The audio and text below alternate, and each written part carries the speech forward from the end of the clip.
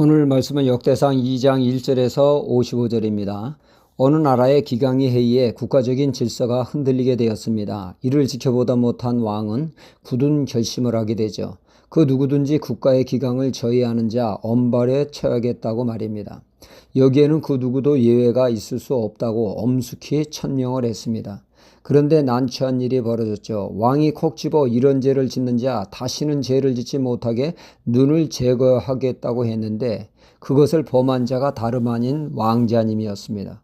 왕은 이럴 수도 저럴 수도 없었죠. 그 누구도 예외가 없이 집행하겠다고 했으니 그 말대로 하면 왕자가 졸지에 둔인이 죄가 되어 시각장애자가 될 수밖에 없고, 또 법을 어겨 왕자에게 예외로 하면 법이 무너지고 이래서 진퇴양난이 되었습니다.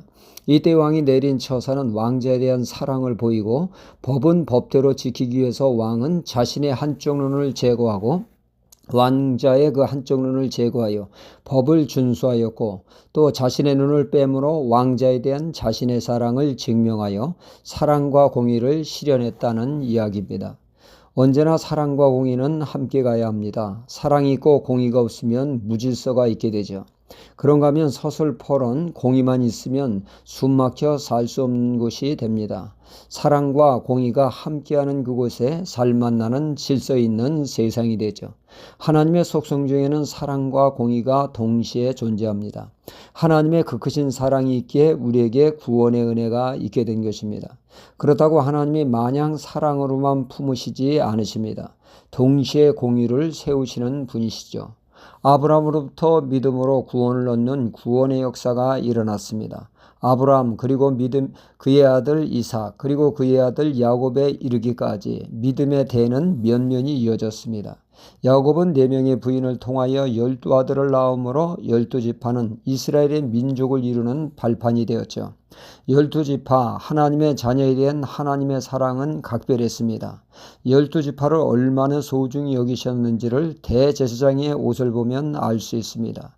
하나님께서 대제사장의 가슴에 12지파의 이름을 쓰인 보석을 달게 했죠. 그만큼 하나님의 자녀로 하나님은 보석과 같이 보배롭게 그들을 여기신다는 것이죠. 하나님의 사랑을 단적으로 표현한 것입니다. 하나님이 이 12지파를 통하여 하나님은 자신의 속성인 공의와 사랑을 드러내 보여주시고 있습니다. 이스라엘 12지파 중에 장자인 루벤을 통하여 우리는 하나님의 공의를 보게 되어집니다. 루벤은 장자로 특권을 누리는 자였습니다. 그는 장자의 권리를 박탈당하는 수치를 당하게 됩니다. 이는 그의 범죄로 인해서 그랬죠. 그는 아버지의 첩인 소모와의 그 근친상간이라고 하는 엄청난 죄를 지음으로 그는 장자로서의 지위를 상실하는 죄값을 단단히 치르게 됩니다. 그리하여 하나님의 공의가 실현되었죠.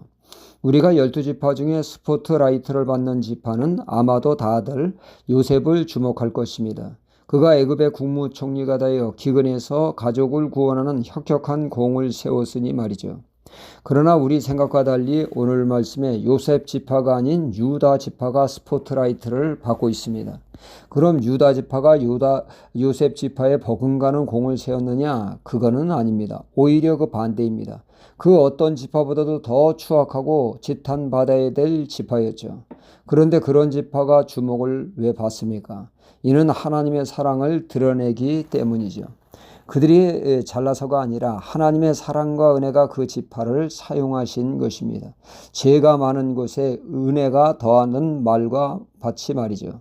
이는 죄를 싫어하시지만 죄인을 사랑하시는 하나님의 사랑을 계시하신 것입니다.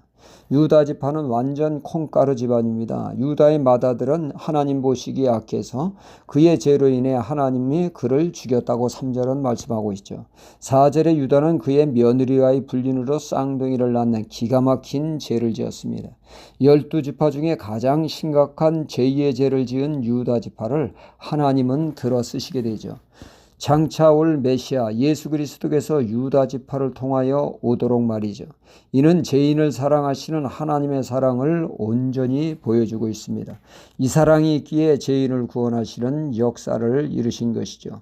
이것이 바로 하나님의 은혜입니다. 천벌받아 마땅한 죄인을 값없이 사랑으로 품어주시는 하나님의 사랑과 은혜가 우리를 구원의 자리로 이끄신다는 얘기입니다.